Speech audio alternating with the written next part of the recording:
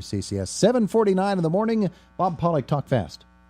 That's for sure. Jeez.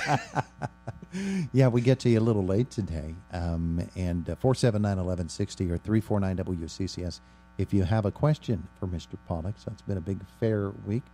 Do you actually learn things when you go to the fair about, do people come up to you and say, this is what I had going on at my place?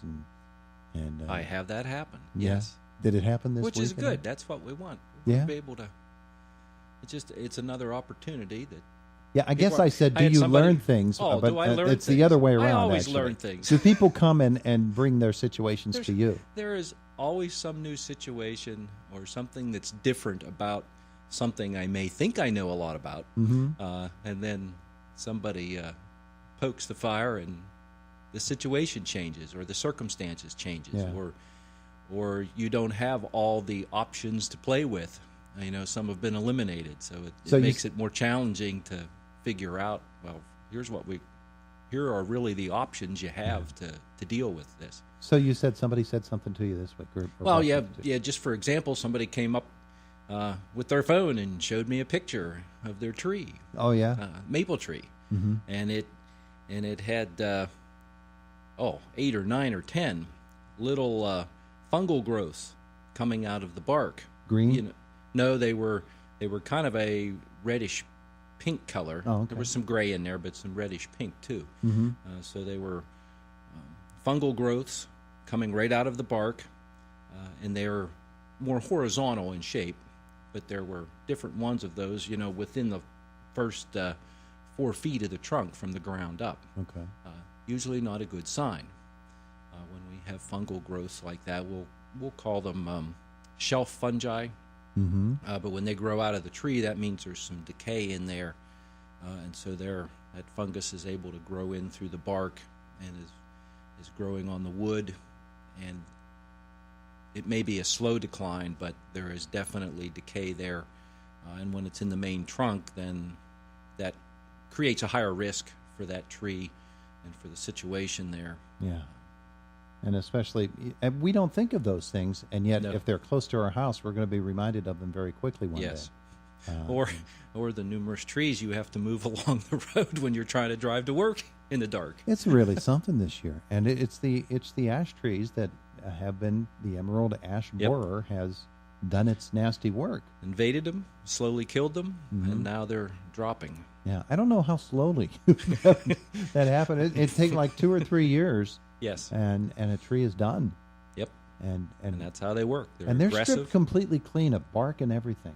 Yeah, the bark, when that tree dies, it dies, and especially in that case, the bark just really peels off, and dead tree standing there, and you just don't know when it's going to, and then the wood starts to decay, and then with the storms and wind and all that stuff, and a lot of times those are growing on banks along the road.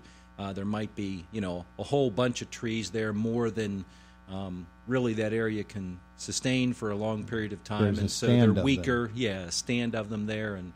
And so then they start to drop. Yeah.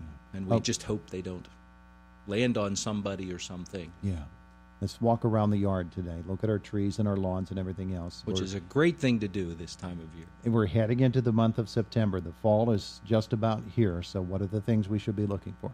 Well, just in general, just observing, how are things doing? We've had a lot of rain, a lot of wet weather this summer. There's probably some weeds that have snuck in there. There may be some weeds that could be 4, 5, 6 feet tall that are in amongst shrubbery and things that you just didn't notice because everything was green. Mm-hmm. So just kind of look for weeds, and especially this time of year, we're trying to keep things as much as possible from going to seed. Some of those are annuals, which aren't as big of a deal. Other things are perennials, which if they go to seed, you have the original plant that'll probably regrow, plus you'll have maybe new seed that'll germinate next year, and it just makes that weed problem worse. So anything you can get out of there before it drops its seed will be helpful to you, just to clean things up. You can start to, as we move into September, of course we can check out your yard. And how's the color of things, especially with the lawn, with the amount of rain we've had, depending on how much you've fertilized this year or not. Mm-hmm. cast, the color of the grass might be a lighter green, faded out a little bit. Indication that you may need to put a little bit of nitrogen fertilizer on it, which is primarily what's in all the lawn fertilizer bags. Okay. So take a look at that. September can be a good month to just put a little dose on, and then come back in late October or November and put another little dose on for the fall. Our gardens are beginning to, some folks have already cleaned out their gardens, and so they're wanting to know, well, what do I do with that dirt now? I don't want it to just be overrun with weeds now through the rest of the growing season. What do I do with it? Right, so as you take plants out or as sections, you clean them out, it would be great if you could consider putting a cover crop in there for the winter. Something like rye, grain, is pretty readily accessible. Does a great job at holding soil in place, helps to prevent weeds from growing, especially some of the fall germinating, winter germinating weeds like chickweed, for example. That can kind of take over and make a carpet by February or March. So getting something seeded in there like the rye, and then it acts as organic matter come spring, because it will live over winter. So it won't get killed. If you plant oats, it'll grow for a month or until we have a nice hard freeze, and then it'll die. Okay. So that can work too. If you get it in now and just give it enough time to get some cover on there, just like it'll almost look like the yard, grass growing. And then when they get a frost or heavy freeze, then it'll die. But that cover will remain there, even though it's brown, and it'll help hold the soil moisture. And it still adds a little bit of organic matter when you go to work that back in next spring before you start to garden. Or in some cases, you could almost no-till, just dig holes to put the plants in and leave that brown cover there is an option as well. And with the rye, though, it's going to slow down over winter, but in early spring, it'll start to pick up growth again. And so you can leave it as long as you want to. It'll get a lot of growth there. You just have to be able to have a big enough rototiller or a way to cut it off. Are you plowing that? Are you plowing that under, or are you tilling it? Yeah, and you can do either one. Usually, if you're going to just use a rototiller, you'll need to mow it, get it cut down in smaller pieces, so the rototiller is able to. Otherwise, the big long stems will just wrap around the rototiller, and you'll have a big mess. Yeah. So that's why, plowing makes that a much easier.